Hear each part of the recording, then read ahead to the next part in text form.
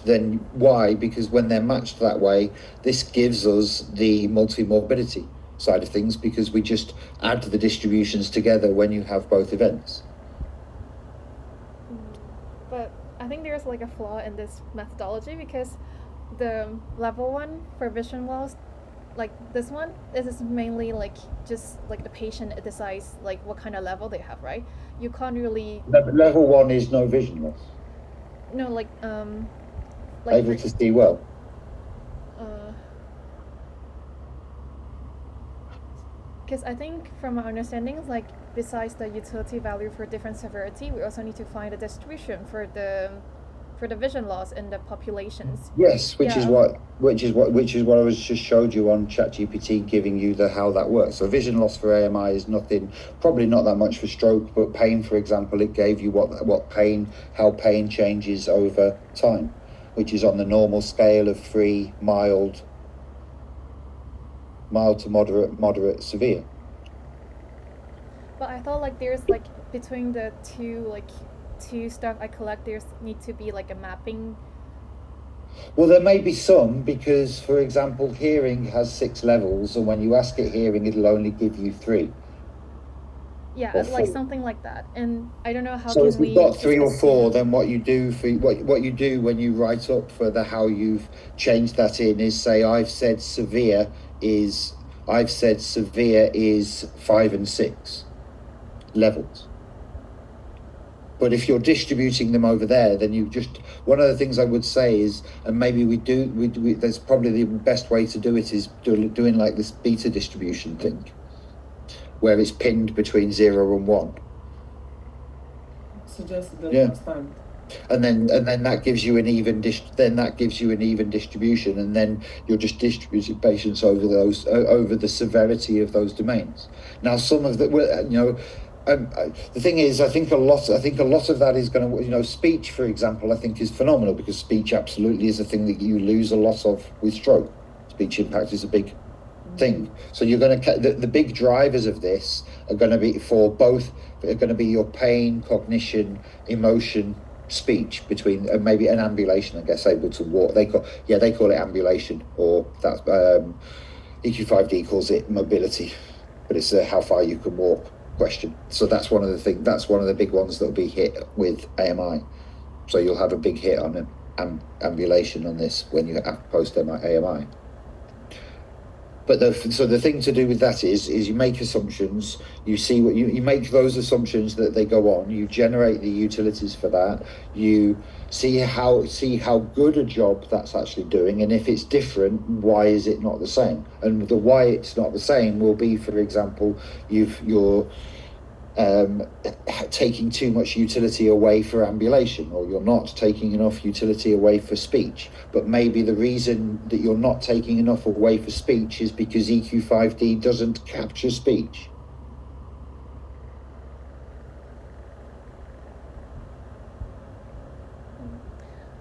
But for example, like this two, like hearing and vision, it's good for like issue I3. But like for example, I see like maybe for pain, they mostly use EQ5D 3L. Then I don't know like how can we just use But I guess that together? they should probably be the same. What's the just scroll down to the indexes for pain. That table, what have they got as their coefficients for pain? This one. Where they have the table of coefficients. But this is for the issue I3. Yeah, well, but what, just to see what the pain coefficients on there.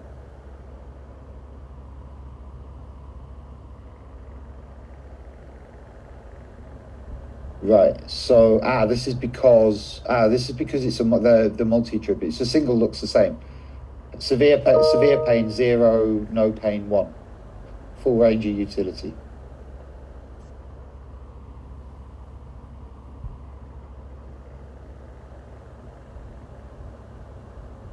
Sorry, what do you say? I'm looking at table 4, single attribute functions pain. The utility value ranges from equivalent to death at level 5 to full health with 1. That's the full range of utility on that. and falling rapidly. I'd say that's I'm looking at that, I'd say that's very similar to the others. I think the multi-attribute one only drops down to 0.55 in this publication, but I guess that's probably going to be because it's because of the multi-attribute. It's got things like you're going to have, with pain, you will also have cognition, emotion, and ambulation. So severe pain will be 0.5 times 0.6 times 0.46 times 0.58, for example, which takes you down very low. But that one on the single as that goes, that's between 0 and 1. That's health between 0 and 1 for pain. I don't see any problem with that at all.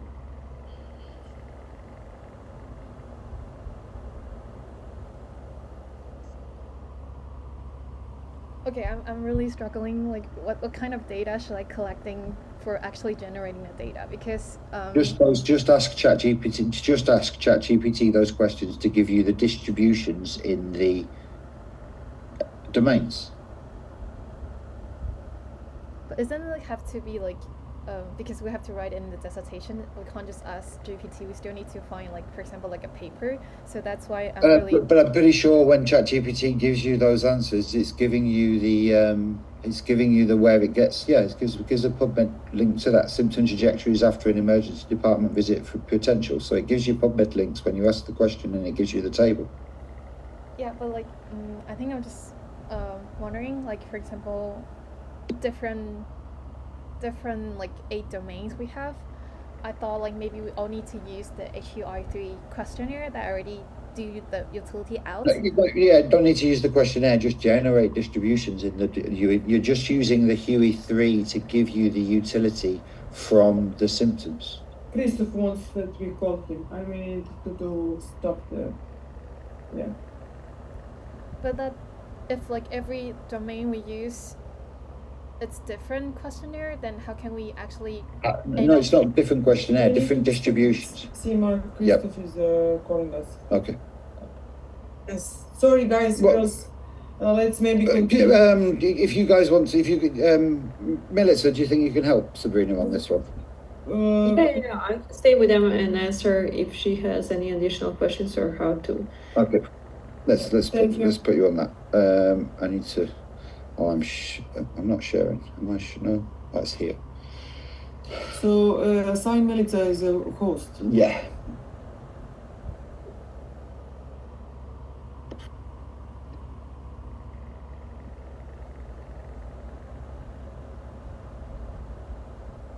Okay. Okay. I'll leave it. Thanks. Yeah. So picking up from what Mark said last, so either you go to that PubMed and verify whether what GPT proposed are reasonable ranges, or I heard that you also discussed assigning a beta distribution, and for beta distribution you need to have minimum, maximum, and mean value. So if you also assign, if you find those values for beta distribution, maybe that's a better approach. I think it's just like the methodology. When I was like writing down the methodology, I was trying to sculpture my thesis. I just don't know if that makes sense, because it's a lot of thing we do is just guessing, and we don't have like solid evidence for what we are doing for now.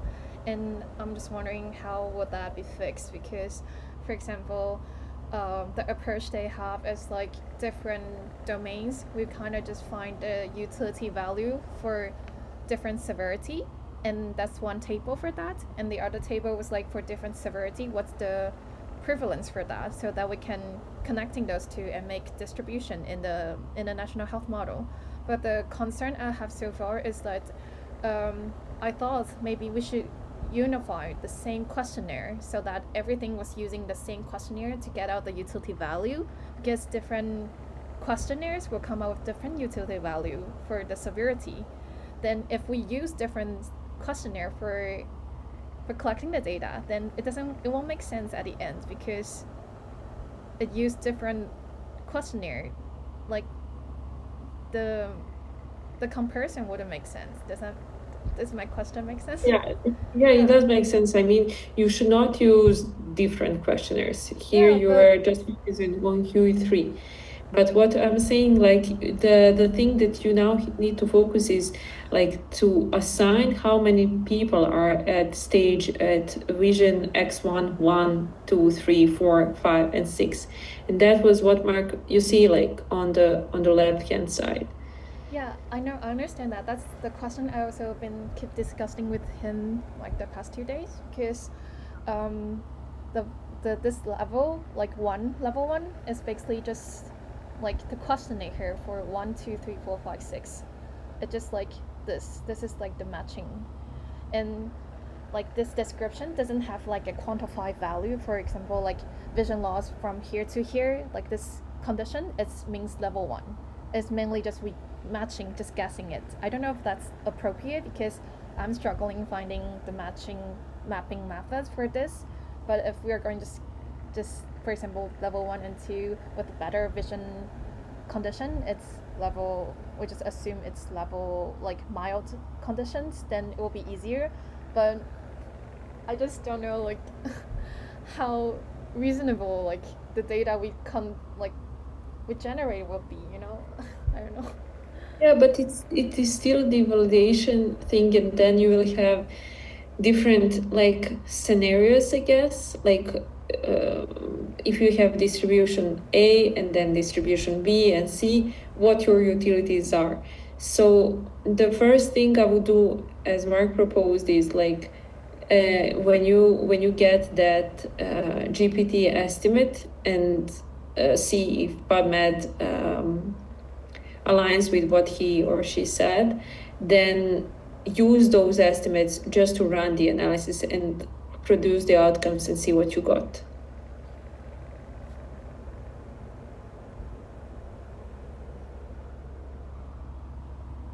Okay. But for I mean, example, no, I doubt that you at this stage you will be able to do the mapping from one questionnaire to Huey3.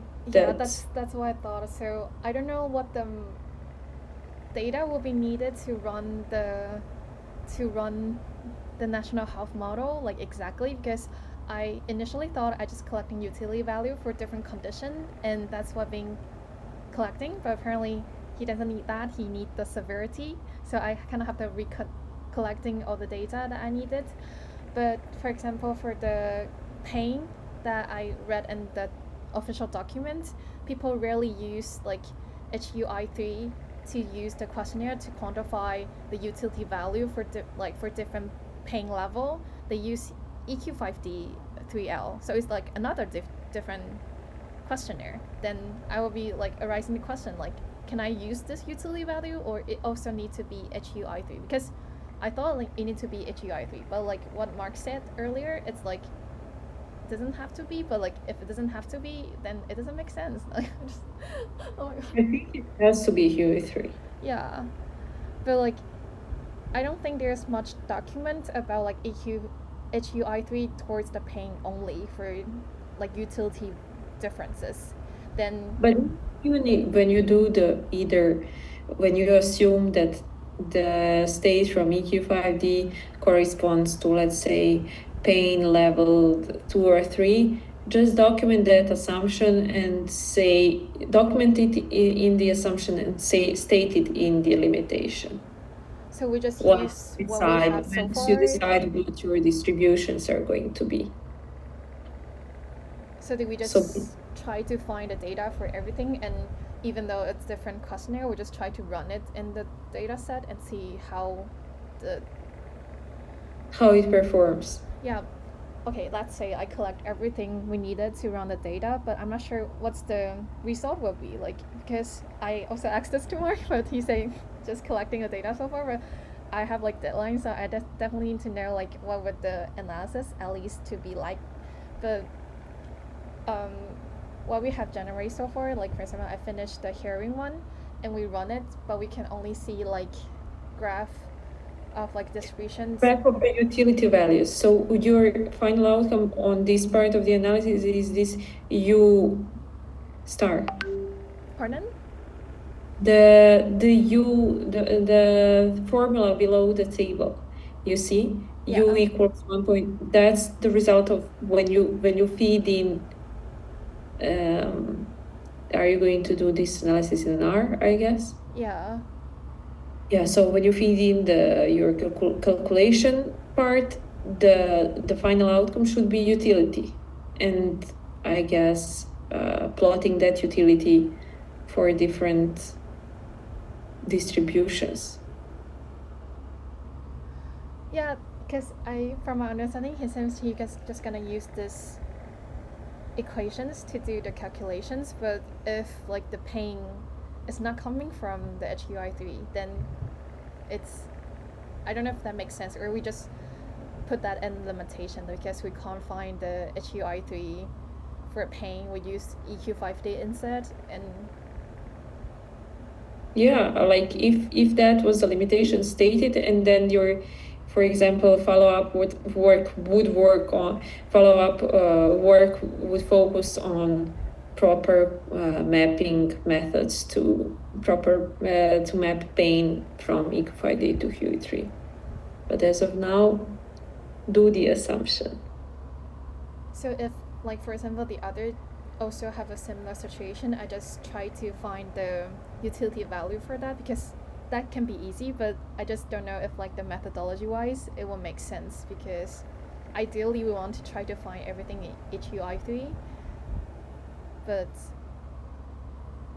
no, I don't think at this point you need to find the utility value. You need to calculate it based on this formula and the distributions by using like how many people are at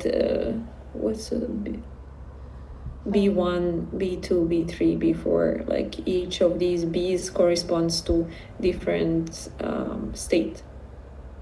Yeah, like for different state. I'm gonna cry. Let me show you like the table I have so far. It just.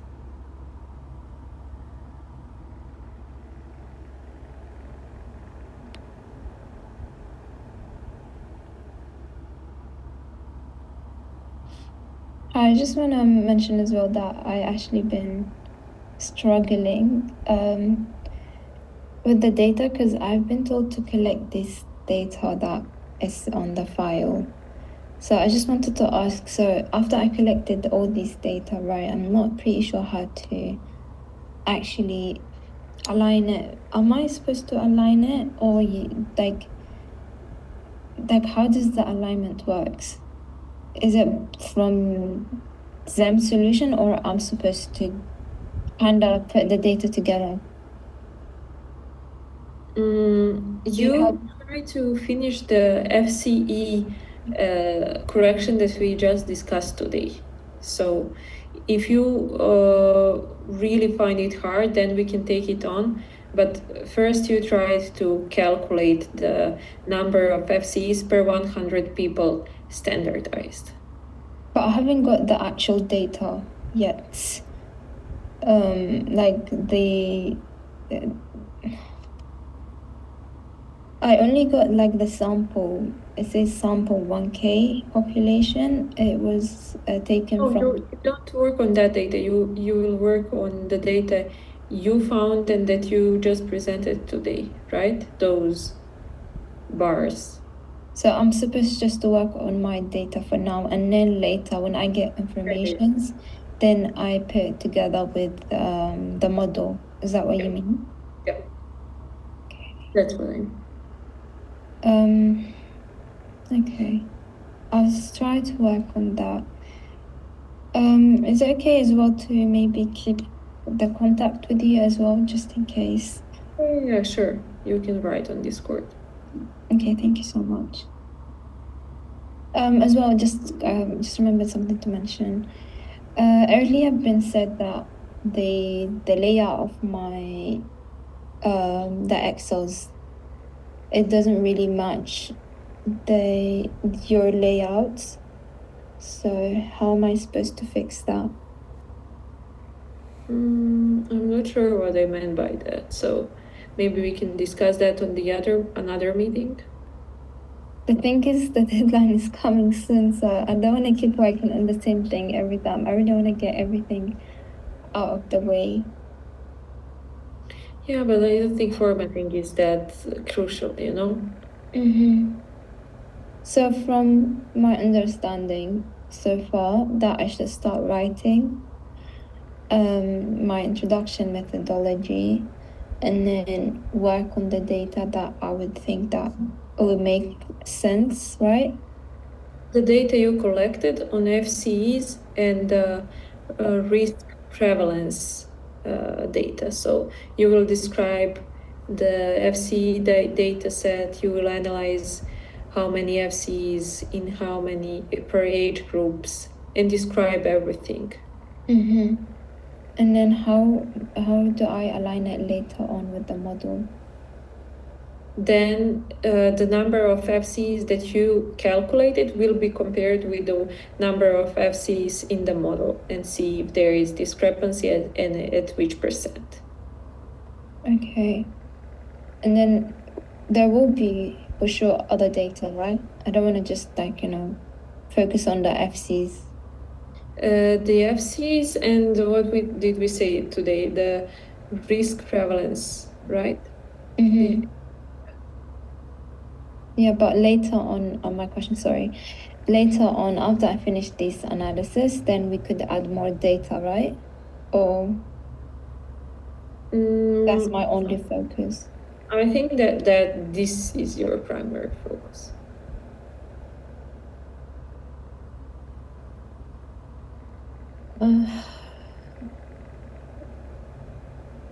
I think it's just not going to be enough for my project. That's why. I'm a bit confused.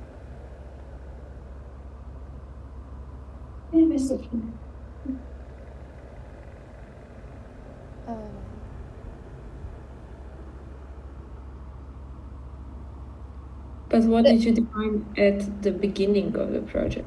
Did you define any other outcomes?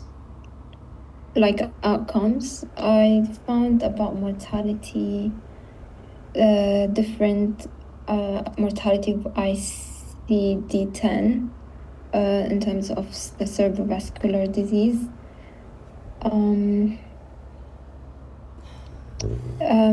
The thing is that I did not understand that much is that I was told to get the population, right? To then take that population number to put it